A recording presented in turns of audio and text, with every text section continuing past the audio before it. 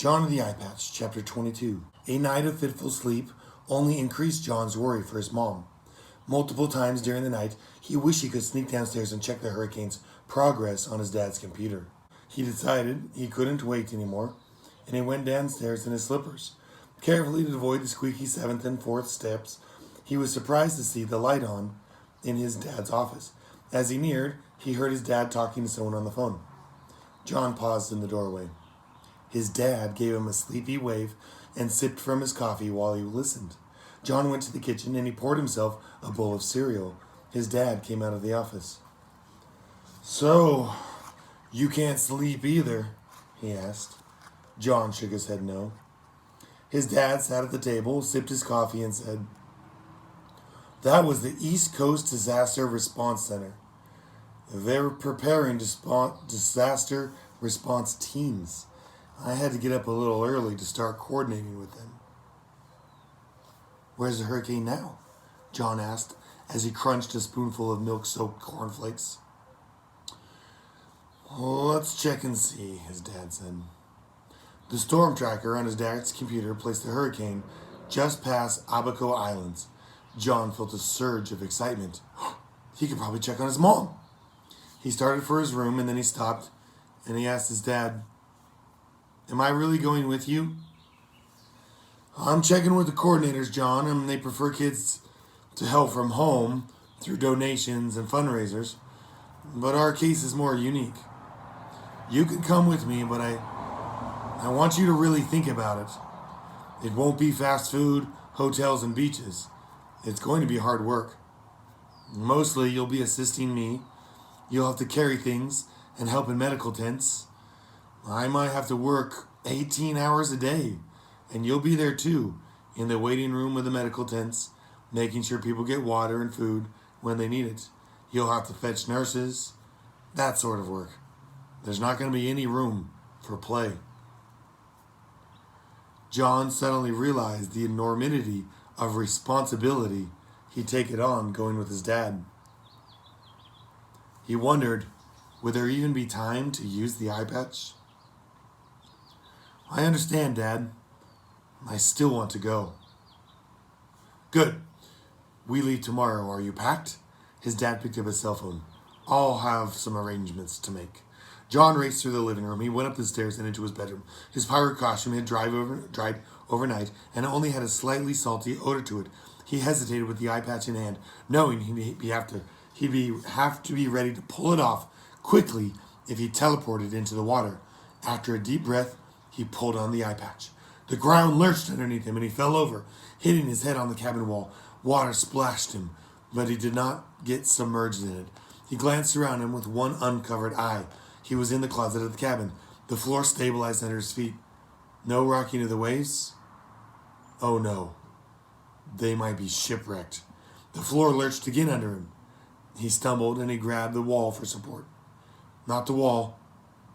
The ceiling? Straight down led to where the wall and the floor met. The room was turned halfway on its side. Another lurch, and then the room settled once again. Lurch, settle, lurch, settle. John timed his steps with the eerie cadence of the lurches and reached the door to the main deck. He swung the door open and he looked around the door jamb to see blue sky, palm trees. Where he expected to see the blue ocean, he saw white gold sand a very long way below him, where the waves were battering the shipwreck. "Heave!" a voice called. The ship lurched. John looked in the direction of the voice. Ropes extended from the hull of the ship. Pirates held the ropes. "Heave ho!" They took another step and lurched. They're pulling the ship ashore, he realized. But now how would he get down? The sand looked to be at least a 20-foot drop below him. If he fell, he'd likely break a leg, or even worse. Just have to time it with their steps, he thought. He tested his Converse against the pitched angle of the main deck. There was enough grip that he wouldn't fall as long as he found the handholds. The closest one was the door. The closest one was the door handle for the captain's quarters. "Heave!" The ship lurched. As soon as it settled, John took 2 quick steps to the door handle and grabbed fast.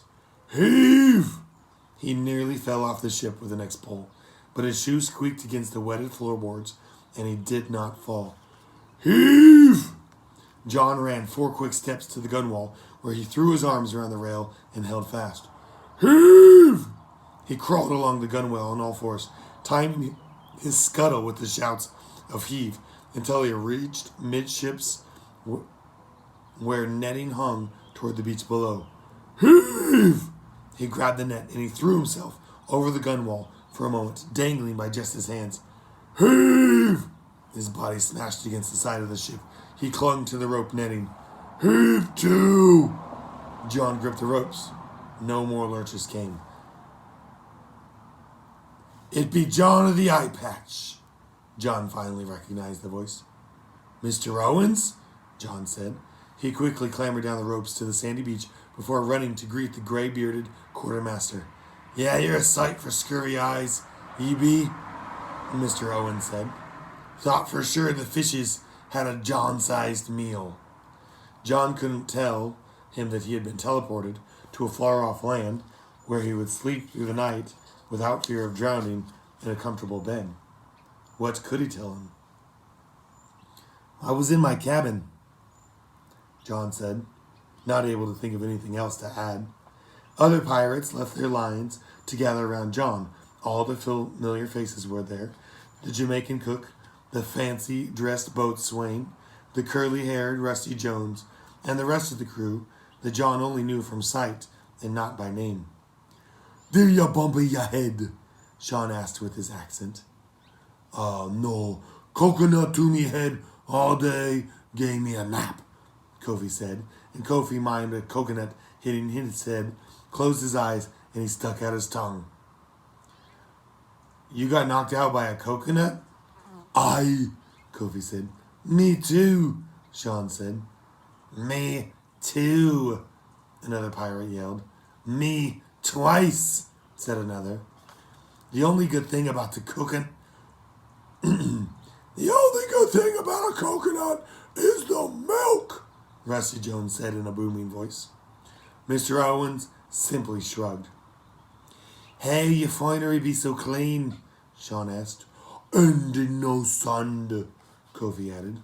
John had just exited a cabin that was dripping with seawater, but other than a couple spots on his shoulder, he was dry and he was clean. Trunk of finery must have kept water out, Sean said. Noble trunk it be, Kofi nodded in agreement. Good, that'd be settled, Mr. Owen said. John grinned. He hadn't even had to make up a story. The crew had done the hard work for him. Instead, John changed the subject. What's going on?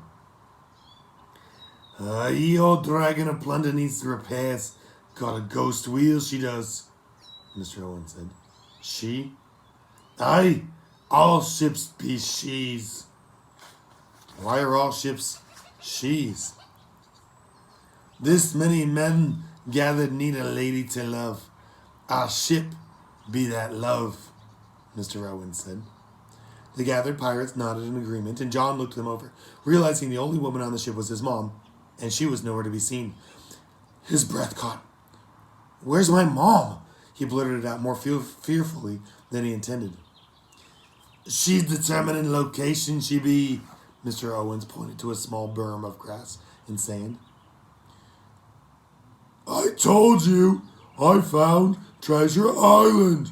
Rusty Jones was so loud that John couldn't tell if he was shouting or just using his normal voice.